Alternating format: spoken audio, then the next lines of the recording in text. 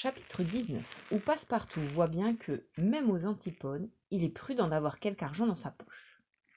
Le Carnatic, ayant quitté Hong Kong le 7 novembre, à 6h30 du soir, se dirigeait à toute vapeur vers les terres du Japon. Il emportait un plein chargement de marchandises et de passagers. 2 cabines de l'arrière restaient inoccupées. C'étaient celles qui avaient été retenues pour le compte de M. Phileas Fogg. Le lendemain, les hommes de l'avant pouvaient voir, non sans quelque surprise, un passager, l'œil à demi hébété, la démarche branlante, la tête ébouriffée, qui sortait du capot des secondes. Ce passager, c'était Passepartout en personne.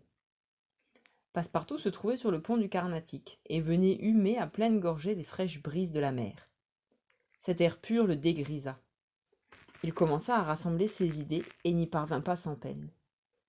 Mais enfin il se rappela les scènes de la veille, les confidences de Fix, la taverne, etc. Et soudain la lumière se fit en lui.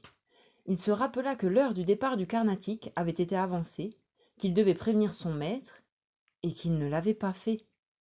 C'était donc sa faute si M. Fogg et Mrs. Aouda avaient manqué ce départ. Sa faute, mais plus encore celle du traître qui, pour le séparer de son maître, pour retenir celui-ci à Hong Kong, l'avait enivré. Car il comprit enfin la manœuvre de l'inspecteur de police. Et maintenant, M. Fogg, à coup sûr ruiné, son pari perdu, arrêté, emprisonné peut-être. Passepartout, à cette pensée, s'arracha les cheveux. Ah, si jamais Fix lui tombait sous la main, quel règlement de compte! Enfin, après le premier moment d'accablement, Passepartout reprit son sang-froid et étudia la situation. Elle était peu enviable. Le Français se trouvait en route pour le Japon. Certain d'y arriver, comment en reviendrait-il? Il avait la poche vide. Pas un shilling, pas un penny. Toutefois, son passage et sa nourriture à bord étaient payés d'avance. Il avait donc 5 ou 6 jours devant lui pour prendre un parti. Le 13, à la marée du matin, le Carnatic entrait dans le port de Yokohama. Passepartout mit le pied, sans aucun enthousiasme, sur cette terre si curieuse des fils du soleil. Il n'avait rien de mieux à faire que de prendre le hasard pour guide. Il songea alors à visiter les paquebots en partance pour l'Amérique. Il comptait s'offrir en qualité de cuisinier ou de domestique, ne demandant pour toute rétribution que le passage et la nourriture. Une fois à San Francisco, il verrait à se tirer d'affaire. L'important, c'était de traverser ces 4700 miles du Pacifique qui s'étendent entre le Japon et le Nouveau Monde. Comme il réfléchissait ainsi, ses regards tombèrent sur une immense affiche qu'une sorte de clown promenait dans les rues de Yokohama. Cette affiche était ainsi libellée en anglais. Troupe japonaise acrobatique de l'honorable William Batulcar. Dernière représentation avant leur départ pour les États-Unis d'Amérique. Grande attraction.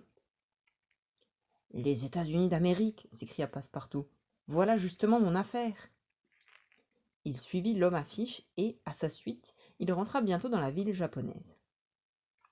Un quart d'heure plus tard, il s'arrêtait devant une vaste case que couronnaient plusieurs faisceaux de banderoles et dont les parois extérieures représentaient toute une bande de jongleurs. C'était l'établissement de l'honorable Batulcar, sorte de Barnum américain, directeur d'une troupe de saltimbanques, jongleurs, clowns, acrobates, équilibristes et gymnastes. Passepartout entra sous un péristyle qui précédait la case et demanda M. Batulcar. M. Batulcar apparut en personne. « Que voulez-vous » dit-il à Passepartout. « Avez-vous besoin d'un domestique » demanda Passepartout. « Un domestique » s'écria le Barnum en caressant l'épaisse barbiche grise qui foisonnait sous son menton. « J'en ai 2, obéissants et fidèles, qui ne m'ont jamais quitté et qui ne me servent pour rien. »« Ainsi je ne puis vous être bon à rien ?»« Eh bien, si je ne vous prends pas comme domestique, je peux vous prendre comme clown. »« Ah, vous êtes vigoureux ? Surtout quand je sors de table. Et vous savez chanter ? » ?»« Oui, répondit Passepartout. Mais savez-vous chanter la tête en bas avec une toupie tournante sur la plante du pied gauche et un sabre en équilibre sur la plante du pied droit ? Parbleu, répondit Passepartout, qui se rappelait les premiers exercices de son jeune âge. L'engagement fut conclu hic et nunc. Enfin, Passepartout avait trouvé une position. Il était engagé pour tout faire dans la célèbre troupe japonaise. C'était peu flatteur, mais avant 8 jours, il serait en route pour San Francisco.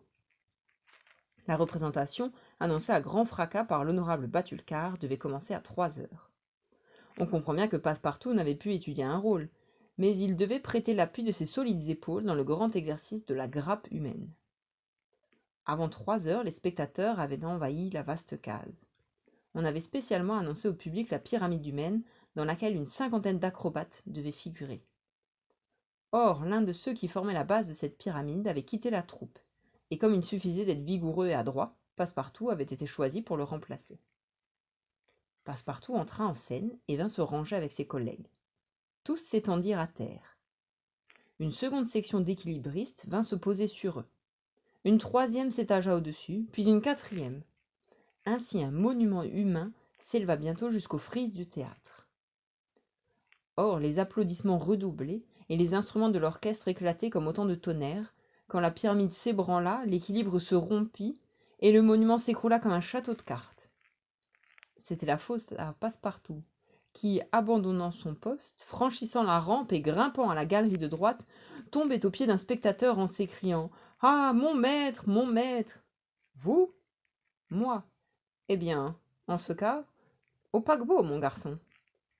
Monsieur Fogg, Mrs. Aouda qui l'accompagnait, Passepartout s'était précipité par les couloirs au dehors de la case.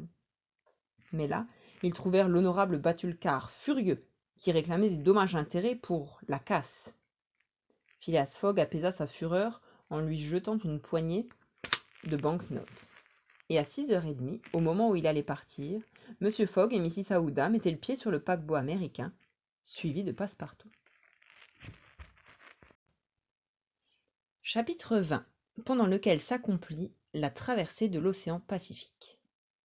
Ce qui était arrivé en vue de Shanghai, on le comprend. Les signaux faits par la Tankadère avaient été aperçus du paquebot de Yokohama. Le capitaine, voyant un pavillon en berne, s'était dirigé vers la petite goélette.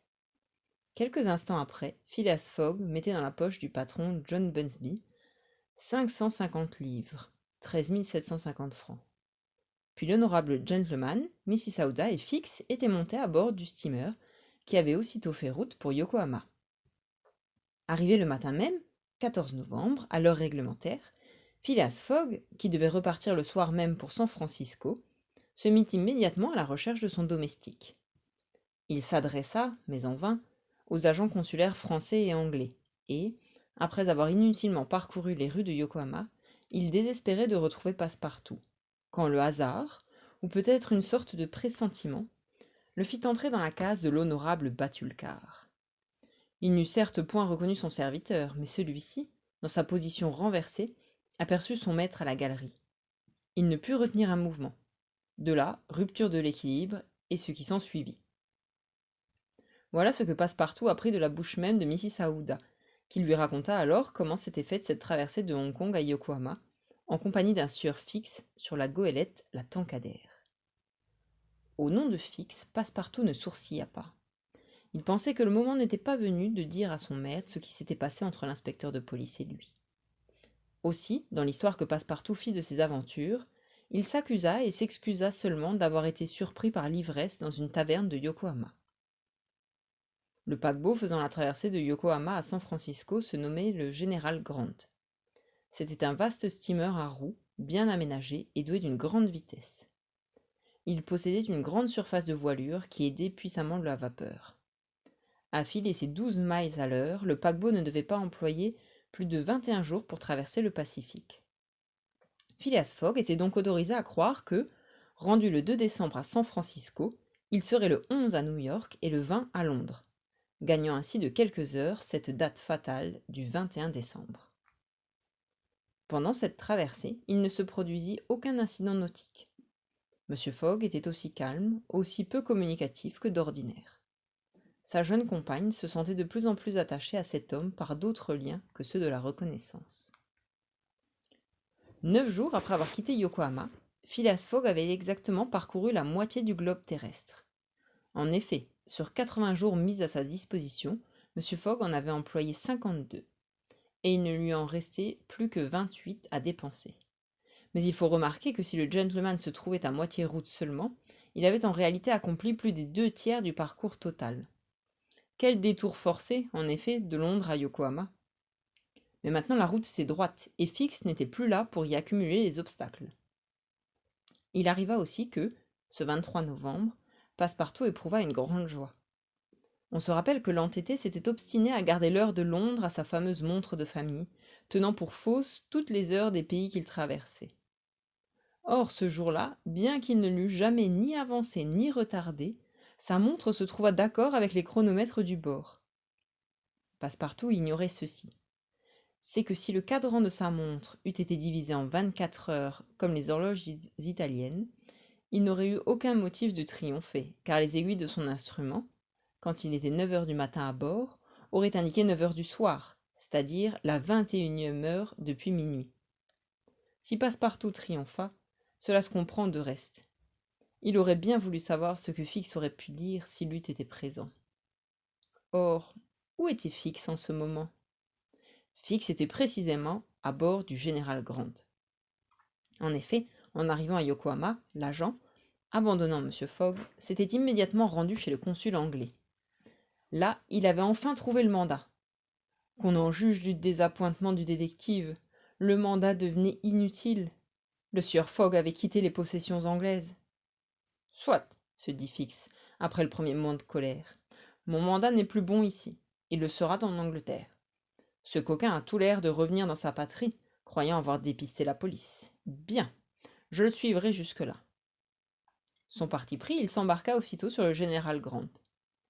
Il était à bord quand M. Fogg et Mrs. Aouda y arrivèrent. À son extrême surprise, il reconnut Passepartout. Il se cacha aussitôt dans sa cabine, afin d'éviter une explication qui pouvait tout compromettre, et il comptait bien n'être point aperçu de son ennemi, lorsque ce jour-là précisément il se trouva face à face avec lui, sur l'avant du navire. Passepartout sauta à la gorge de Fix, sans autre explication, et administra au malheureux inspecteur une volée superbe. Quand Passepartout eut fini, il se trouva plus calme et comme soulagé. Fix se releva, en assez mauvais état, et regardant son adversaire, il lui dit froidement: « Est-ce fini ? » ?»« Oui, pour l'instant. »« Alors, venez me parler. » Passepartout suivit l'inspecteur de police, et tous deux s'assirent à l'avant du steamer. « Vous m'avez rossé, » dit Fix. « Bien, à présent écoutez-moi. Jusqu'ici j'étais l'adversaire de M. Fogg, mais maintenant je suis dans son jeu. »« Enfin !» s'écria Passepartout. « Vous le croyez un honnête homme ?»« Non, » répondit froidement Fix. « Je le crois un coquin. Chut ! Ne bougez pas et laissez-moi dire. Tant que M. Fogg a été sur les possessions anglaises, j'ai eu intérêt à le retenir en attendant un mandat d'arrestation. J'ai tout fait pour cela. Je vous ai enivré à Hong Kong, je vous ai séparé de votre maître, je lui ai fait manquer le paquebot du Yokohama. Maintenant, M. Fogg semble retourner en Angleterre ? Soit, je le suivrai. Mais désormais, je mettrai à écarter les obstacles de sa route autant de soin et de zèle que j'en ai mis jusqu'ici à les accumuler. Vous le voyez, mon jeu est changé. Et il est changé parce que mon intérêt le veut.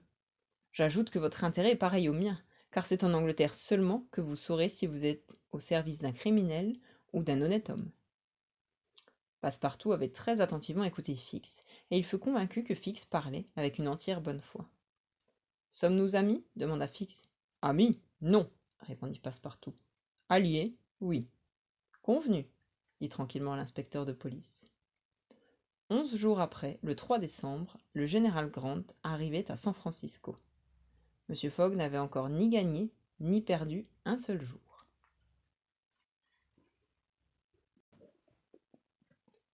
Chapitre 21, où l'on donne un léger aperçu de San Francisco. Il était 7 heures du matin quand Phileas Fogg, Mrs. Aouda et Passepartout prirent pied sur le continent américain. M. Fogg, aussitôt débarqué, s'informa de l'heure à laquelle partait le premier train pour New York.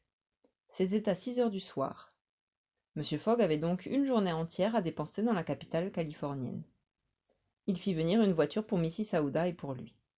Passepartout monta sur le siège et le véhicule se dirigea vers International Hotel. De la place élevée qu'il occupait, Passepartout observait avec curiosité la grande ville américaine.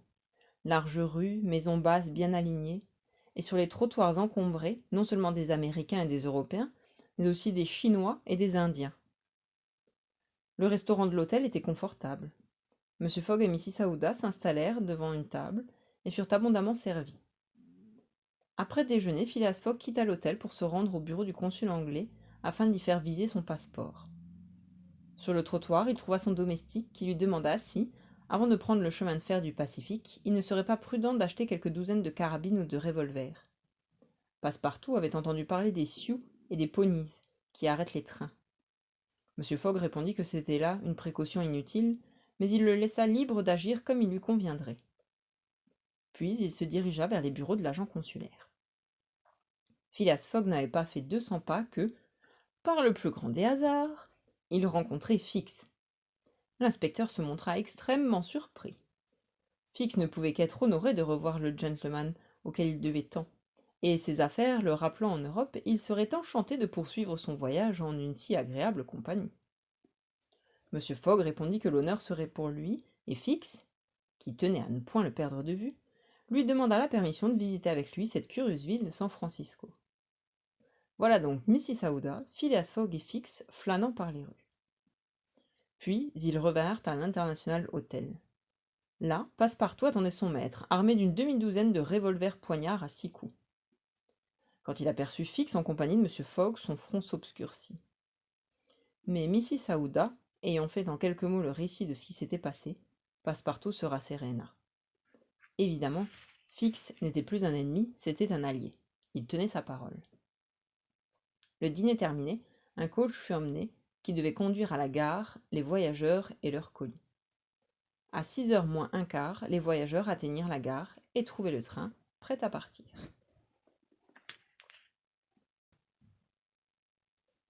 Chapitre 22, dans lequel on prend le train express du chemin de fer du Pacifique. Ocean to Ocean, ainsi disent les Américains. Et ces 3 mots devraient être la dénomination générale du Grand Trunk qui traverse les États-Unis d'Amérique dans leur plus grande largeur. Cette longue artère que les trains parcouraient en 7 jours allait permettre à l'honorable Phileas Fogg, il l'espérait du moins, de prendre, le 11, à New York, le paquebot de Liverpool. Les voyageurs étaient partis de la station d'Auckland à 6h du soir. 1 heure après le départ du train, la neige tomba. Neige fine qui ne pouvait fort heureusement retarder la marche du convoi. On n'apercevait plus à travers les fenêtres qu'une immense nappe blanche sur laquelle, en déroulant ses volutes, la vapeur de la locomotive paraissait grisâtre. Peu ou point de tunnel ni de pont sur le parcours. Le railroad contournait le flanc des montagnes, ne cherchant pas dans la ligne droite le plus court chemin d'un point à un autre et ne violentant pas la nature. Phileas Fogg, la jeune femme, Fix et Passepartout, confortablement assis, regardaient le paysage varié qui passait sous leurs yeux. Vastes prairies, montagnes se profilant à l'horizon. Parfois, un grand troupeau de bisons, se massant au loin, apparaissait. Ces innombrables armées de ruminants opposent souvent un insurmontable obstacle au passage des trains. On a vu des milliers de ces animaux défiler pendant plusieurs heures, en rang pressé, au travers du railroad. La locomotive est alors forcée de s'arrêter et d'attendre que la voie soit redevenue libre. Ce fut même ce qui arriva dans cette occasion. Vers 3h du soir, un troupeau de 10 à 12 000 têtes barra le railroad. La machine dut s'arrêter devant l'impénétrable masse. On voyait ces ruminants, ces buffalos comme les appellent improprement les Américains, marcher ainsi de leurs pas tranquilles, poussant parfois des beuglements formidables. Il ne fallait pas songer à arrêter cette migration. Quand les bisons ont adopté une direction, rien ne pourrait ni enrayer ni modifier leur marche. Les voyageurs regardaient ce curieux spectacle. Mais celui qui devait être le plus précis de tous, Phileas Fogg, était demeuré à sa place et attendait philosophiquement qu'il plût au buffle de lui livrer passage. Passepartout était furieux du retard que causait cette agglomération d'animaux. Il eût voulu décharger contre eux son arsenal de revolvers.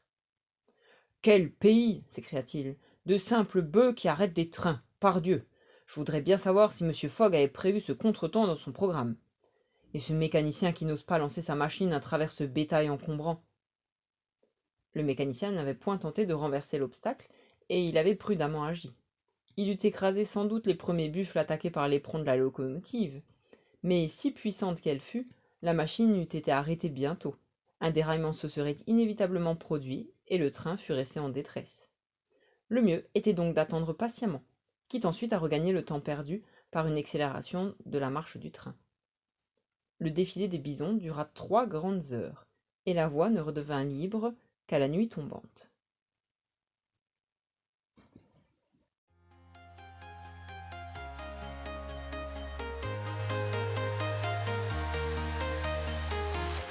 I'm walking alone, the streets are empty. The only thing I can see is my own